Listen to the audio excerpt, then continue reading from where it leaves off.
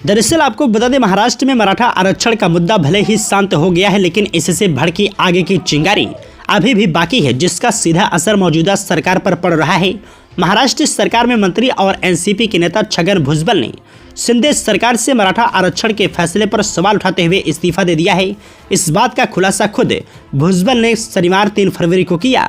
अब इस मामले में महाराष्ट्र के उप मुख्यमंत्री देवेंद्र फडणवीस का भी बयान सामने आया है। फडणवीस का कहना है कि वरिष्ठ ओबीसी नेता और राज्य कैबिनेट मंत्री छगन भुजबल का इस्तीफा स्वीकार नहीं हुआ है और ना ही मुख्यमंत्री एकनाथ शिंदे और ना ही उन्होंने इसे स्वीकार किया है।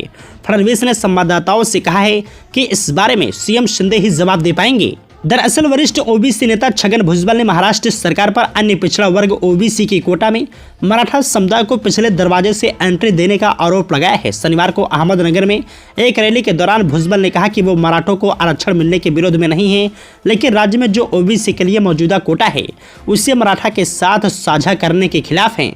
छगन भुजबल ने यह भी कहा है कि पिछले साल 16 नवंबर को ही उन्होंने राज्य मंत्रिमंडल से इस्तीफा दे दिया था, लेकिन वो पिछले 2 महीने से इसलिए चुप्पी साधे थे क्योंकि मुख्यमंत्री और डिप्टी सीएम ने उनसे इस बारे में बात करने से मना किया था। दरअसल एकनाथ शिंदे सरकार में मंत्री राधा कृष्ण विखे पाटिल ने कहा था कि छगन भुजबल समाज में दरार पैदा करने की कोशिश कर रहे हैं, ऐसे में उन्हें बर्खास्त कर दिया जाना चाहिए। इस पर भुजबल ने कहा कि वो जीवन भर ओबीसी के कल्याण और उनके अधिकारों के लिए काम करते रहेंगे। उनके इस्तीफे की मांग करने या उन्हें बाहर निकालने की कोई ज़रूरत नहीं है, जैसा कि कुछ विपक्षी और गठबंधन के नेता मांग कर रहे हैं। उन्होंने कहा कि पहले ही इस्तीफा दे चुके हैं। वहीं आपको बता दें कि पिछले कुछ समय से महाराष्ट्र में मराठा आरक्षण को लेकर आंदोलन चल रहा था, जिसका नेतृत्व मनोज जरांगे कर रहे थे। पिछले महीने 27 जनवरी को सीएम शिंदे ने आरक्षण की मांगों को स्वीकार कर लिया था। इसके साथ ही मराठाओं को ओबीसी कोटे में शामिल करने का भी ऐलान किया था।